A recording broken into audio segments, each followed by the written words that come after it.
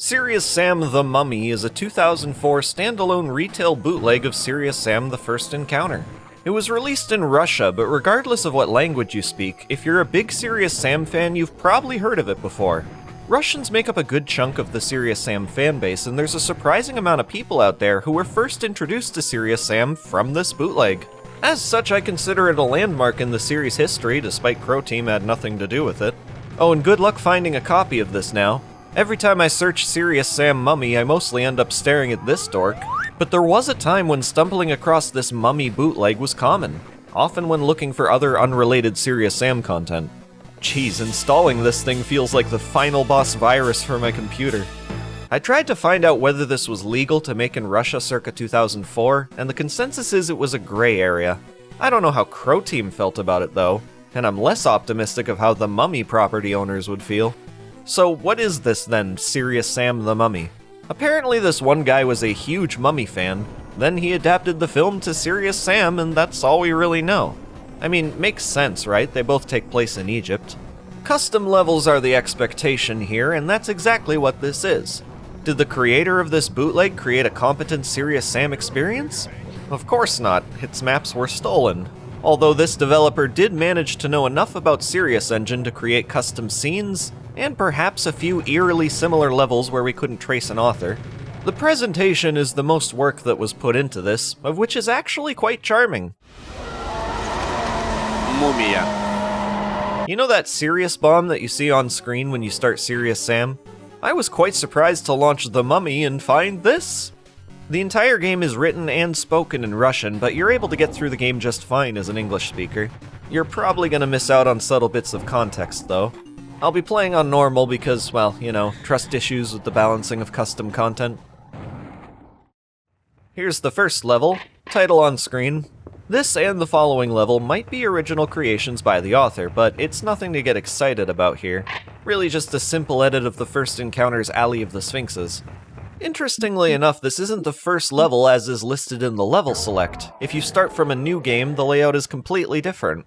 I'm led to believe the new game layout is the intended path, otherwise most levels just start with a pistol, and while that's normal for Doom, it's not so much in Serious Sam. You've probably noticed this weapon model is from Serious Sam's Alpha.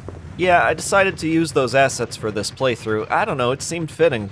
The Alpha build does have a more Tomb Raiding aesthetic to it than the classic models, but yeah, if you play this for yourself, just know that the assets would be as you remember them. Right, so level 1 starts halfway down the Alley of the Sphinxes, and it's very yellow. Turn around and you'll find some ammo, including a backpack.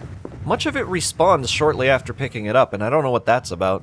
Especially considering there are 0 enemies here. No music either, but there's supposed to be.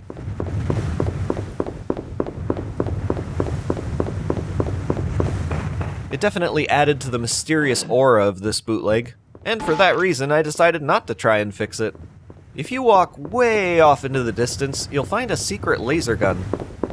Very bizarre choice for weaponry here, and still no idea what I'm in for. But as you saw a moment ago, we start off with some marsh hoppers. Never encountered them with only a single pistol before. Nice, a shotgun. And of course we get some clears to fight. Then off to the final arena.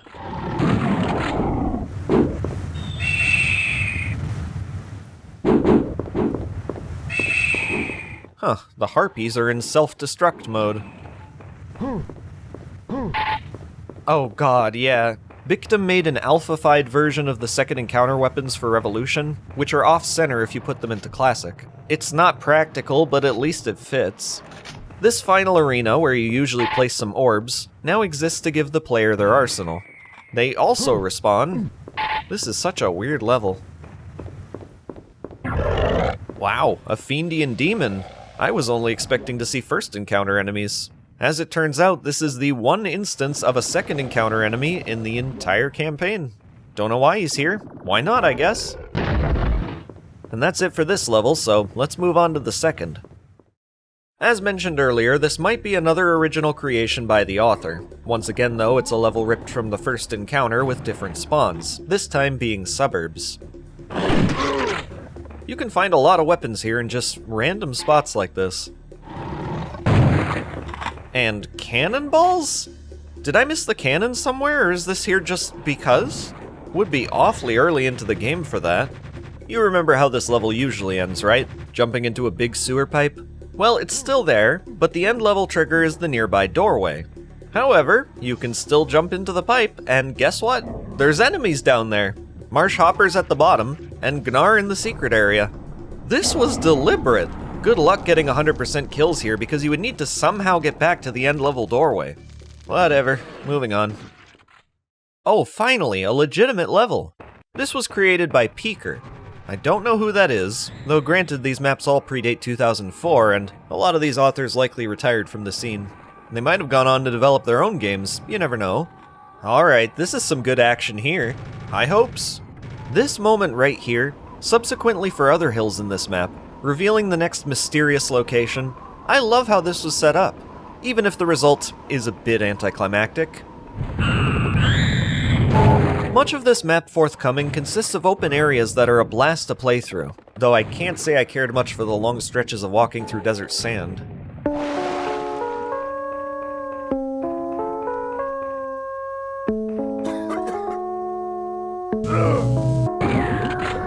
Common reptiloids are huge in this map. Reminds me of Next Encounter a bit, but obviously a coincidence. Everything up to this point was pretty easy, but now prepare to deal with some overwhelming werebull fights. Well, you're a biggin', ain't you? Oh lord, who's a biggin? I can't really turn around right now. Ah, it was you. Oh, come on now. No, I don't have any games on my phone. Go away. Say what you will, but I think these alpha assets were a great choice for this playthrough. Many of these battles feel akin to what you'd find in the alpha. I'm not sure if I'd recommend using the alpha enemies though. Some of them, like the Harpy, have issues with hit detection. The remainder of this level features a huge variety of arenas with a solid diversity of enemies to fight. A lot of classic user-made maps will just spam the same enemy over and over, and while that isn't completely absent here, that wasn't so much the case on Clear and Kamikaze, and that's to be expected anyways. Alright, who wants some? Ooh, the cannon. But to use against what? Lava golems? Makes sense. Huh, I guess my alpha asset pack is missing the lava golems. I'll have to look into that. I really liked this pool room in one of the pyramids, with those water reflections on the ceiling. What a vibe.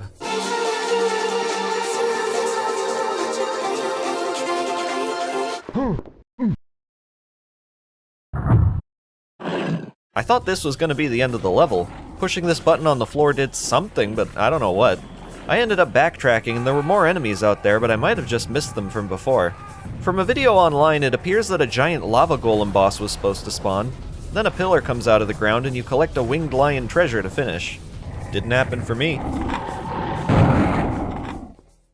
Level 4, author on screen now. That's a lot of Gnar. Well, you know what we do with Gnar spam. The single shotgun, okay. I already have most of the game's weapons. This is a recurring thing in the bootleg because they're all custom levels after all, where you'd progressively collect weapons over time. Some future levels will require I have a decent arsenal, else they'll be near impossible. I'll show you a clear example of that later. I'm quite sure the intention of the bootleg was to play it from the start to finish, so that's what I'm doing.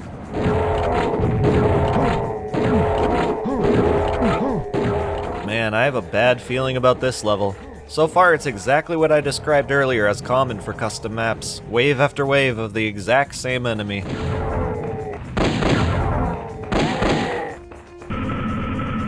There's the double-barreled shotgun. Wait a second, did they just...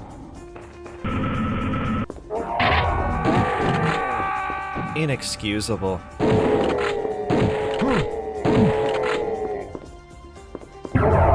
Ugh, more of this annoying bullshit. Feels like another Next Encounter moment here, it's just missing the music.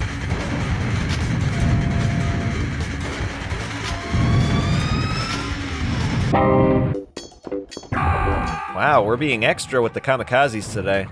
You know, one thing I appreciate about this level is that it actually looks really good. I was surprised to see how much attention went into the lighting details. Too bad the gameplay doesn't quite hit the mark. This might have been my most clutch Serious Sam moment ever. I jumped off a frickin' clear while shooting them and lived to tell the tale.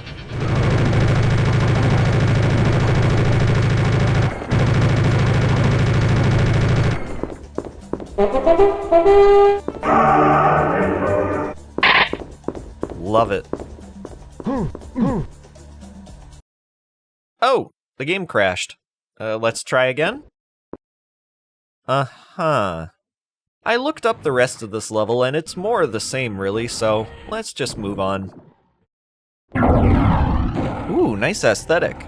It reminds me of this one elusive custom map attached to a bunch of Serious Sam soundtrack videos by Captain Slygore on YouTube. Seriously now, does anyone know what this map is? Many of us have been wondering for years, and no, it's unfortunately not this one. Ugh, don't you just hate when this happens? Oh. Saved by the buggy alpha assets. Do you remember in my Sam Vita video when I said nobody's ported the Public Test 1 major biomech? The alpha biomech had been ported previously, and I managed to find a version of it with the Public Test 1 texture on Sirius site. It's good enough, I guess, but we're still missing those exclusive animations. No way, flightless harpies? They're an endangered species! This level ends with a corridor fight, and a healthy amount of—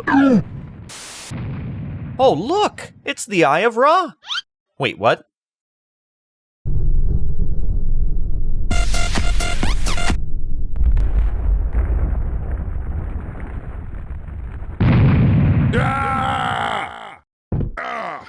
I like all these scripted events the level offers. For its time, this was pretty impressive from the Sam community.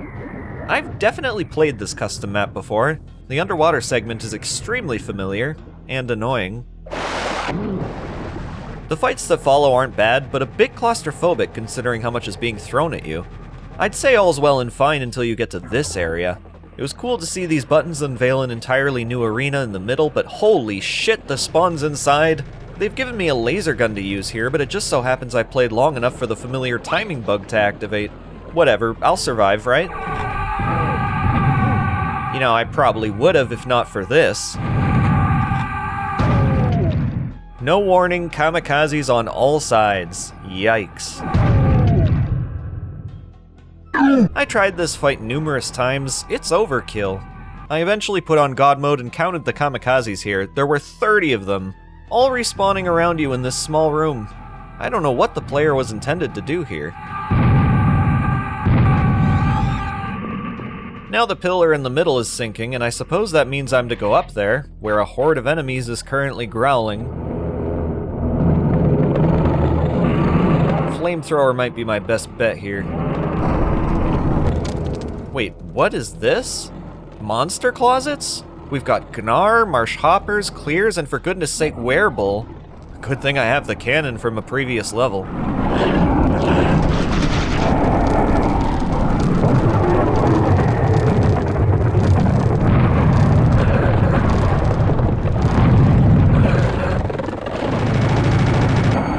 Do these guys seem bigger than usual? Oh god, no. It's raining Scorpmen. Oh yeah, I since found a converted alpha lava golem to use. Double the gun, double the fun, double the blood. Sam let the intrusive thoughts win that time. While this next section of the level looks nice and there's a lot of enemies to fight, I don't think it was designed particularly well. Whenever I played this map last and presently today, I find the exploration a bit disorienting. Much of it looks the same and there's no distinct direction on where to go. Stumble around for long enough and you'll figure it out somehow. That's smart. Then you enter this intimidatingly big room, which resembles the sort of uncanny place that you might stumble across in a dream. Okay, so this is more like one of those weird nightmares then.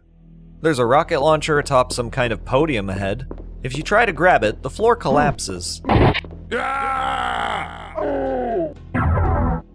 The only way to survive is by jumping across the podium, which is not terribly easy to do, then collect your rocket launcher and...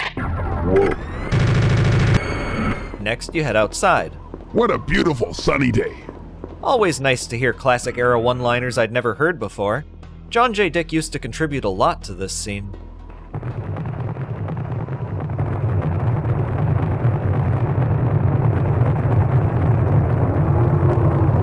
Excuse me would suffice.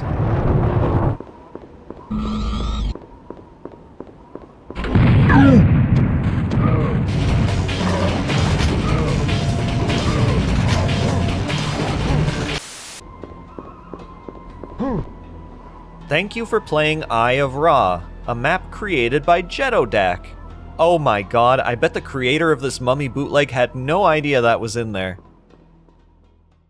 So here's another level that I don't believe would be possible from a pistol start. At least not without cheesing the game in some form. Moments into this level, you're fighting a Highlander, good freaking luck.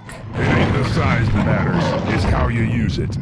Not a whole lot to say about this one. It's a fairly uninteresting level set in the Great Pyramid environment.